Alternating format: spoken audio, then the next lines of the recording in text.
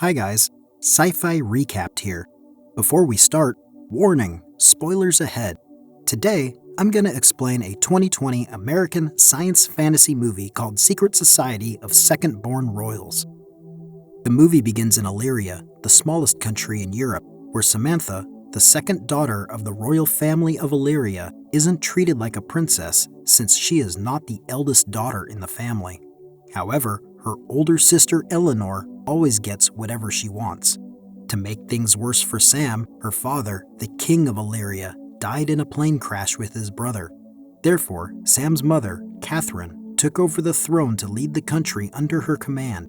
In a few weeks, Eleanor is going to turn 18 and she will be crowned as the Queen of Illyria to replace her mother, while Sam's presence is never considered in the family. Living her life as a normal kid, Sam hangs out with anyone. One of them is Mike, the son of a groundskeeper in the kingdom. Since the country adopts a monarchy system, they conduct an anti-monarchy campaign by performing rock music on the streets, attracting people nearby and the police officer. Sam attempts to distract the cops with her skateboard skill, but she eventually hits a traffic sign and gets arrested. She is then brought back to her mom in the palace, where she explains that people are unhappy with the government system, but Catherine denies that, saying that they are just a minority. The next day at school, she comes across another second-born royal named Roxana, who is quite popular and loves to do live streaming. The scene moves to a high-security prison that is specifically built for the most notorious criminals in the world. There, two guards are seen delivering food to a man called Inmate 34. He finds a capacitor hidden inside an apple and installs it to a device that allows him to break free from the neck cuff. He regains his power and uses his telekinesis power to break the door and escapes from the facility. Meanwhile, Mike and Sam are practicing in a music studio for their concert inside the palace. The boy invites Sam to come to the Bramblebone concert with him, which she agrees to. He is surprised and confused when Sam manages to smell the garlic naan in his mouth, which he ate 2 days ago. Sam comes across the old stuff of her and her father and recalls the memory of her father used to call him snowflakes because she was so special to him. That night, she attends a pre-event before the coronation of Eleanor and suddenly remembers that she has promised Mike to come to a party with him. She lies to her mother, immediately changes her appearance into a rock girl, and then catches up with Mike. However, since both of them don't have ID cards, they are forbidden to enter the building. They luckily come across the workers at the back door, and Sam somehow manages to see the guy entering the door's passcode from a distance, which surprises Mike. They then get into the building and enjoy the party, where Sam suddenly is able to hear every sound that is occurring in the club, including heartbeat and the sound of insect buzzing. She feels uncomfortable and dizzy at the same time, forcing her to trigger the fire alarm to stop the concert. Because of that, they get arrested again. Mike realizes that something is wrong with his friend since that moment when she was able to smell what he had had for lunch 2 days ago. Not long after, they are released and are picked up by their parents. Catherine decides to send her daughter to a summer school to make up for missing her test. Meanwhile, Inmate 34 secretly calls his partner, praising him or her for the Apple idea. It is revealed that Catherine is the one who put him in the cell. While waiting for his move, he keeps strengthening his telekinesis skill and secretly stalks Sam. The next day, she attends the summer school where she meets January, claiming that her dad was friends with Sam's uncle. There is also a socially awkward Mateo, Tuma, and of course the popular Roxana. A few moments later, the teacher responsible for the summer class, Professor James Morrow, shows up at the class. He then reveals that each of them is a second-born royal, and they secretly possess a unique superpower without them realizing. He adds that the purpose of the summer school is to train them to join the secret society of second-born royals. Turns out that Catherine is the head of the society program, which shocks Sam. She explains that the society was formed to protect the monarchies from threats and criminals all around the world. The bad news is, the students who do not pass the training will have their memory erased and they won't remember that they have the superpower. They begin their first training where they are ordered to reach the pyramid. However, it's not as easy as it seems. The room is filled with laser weapons which shoot the cocky Tuma. Slow but sure, the students begin to discover their own superpower one by one. Roxana realizes that she has the power to be invisible, while Tuma's power is to influence people to do whatever he commands. On the other hand, Sam's super sense makes her to be more sensitive to surroundings, allowing her to act faster than the others. Long story short, all of the students are beaten by the first challenge. After that, January discovers her superpower, which allows her to steal others' power temporarily by touching them, while Mateo manages to control insects. After the session, the girls share their problems as the second born in the family to each other when Sam's backup phone suddenly rings. The next day, the students continue their training where Jamex explains that they need to be able to control their powers. Because they have a unique superpower, James assigns a specialized training for each of them. Sam is told to focus on voices to sharpen her super senses, while Tuma is given a dog named Charlie to improve his interactions with others. On the other side, Roxana is forced to bring out her superpower under the extreme weather while Mateo is practicing his control over the insects.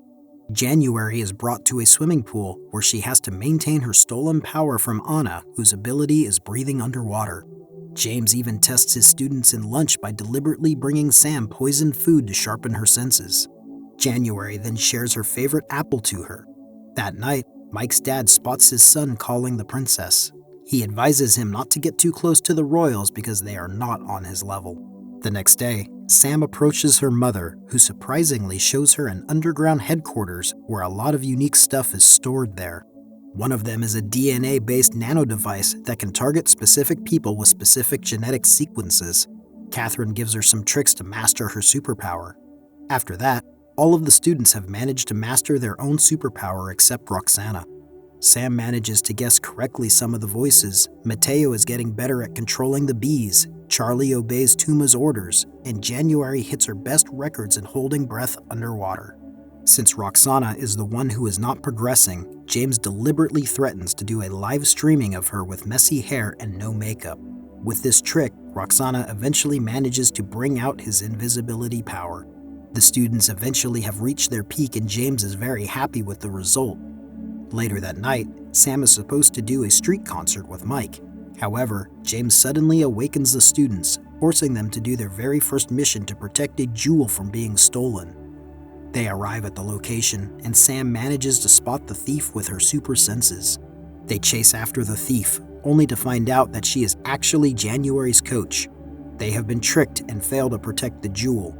James is disappointed with them and decides to cancel the following day's training. Sam apologizes to Mike for not coming, but she is prohibited from telling him what is happening to her right now, which makes him upset. The next day, because it's their free day, they decide to go on a short vacation to the beach. After having fun, Sam is getting closer with January and she invites her to the palace. They sneak in and she shows January her dedicated music studio where she reveals that her dad purposely converted the tower into the studio only for her. Suddenly, Mike shows up at the studio and is totally upset when he learns that Sam is having fun without him. A few moments later, inmate 34 appears and attacks the students with telekinesis. Before he runs away, she hears him call her Snowflake, an alias only her father called her. James orders them to calm down, but Sam disobeys and chases after him. She manages to locate him in the woods where James tries to protect Sam, but gets severely beaten up. He reveals to Sam that he is her uncle, Edmund, just before January arrives and punches him away with the stolen power. The teacher is hospitalized. Catherine eventually has to reveal the truth to her daughter, explaining that Edmund killed her father to seize the throne. That's why she locked him up in the prison. Sam demands to see Edmund, figuring out that he is indeed her uncle. He explains that his real motive was to tear down the monarchy so that people could live equally. He lost his patience waiting for Sam's father to make change, so he murdered him. She then meets her older sister, who tells Sam that she will bring change to the kingdom as soon as she becomes the queen. Meanwhile, the students agree to attend Eleanor's coronation to support Sam.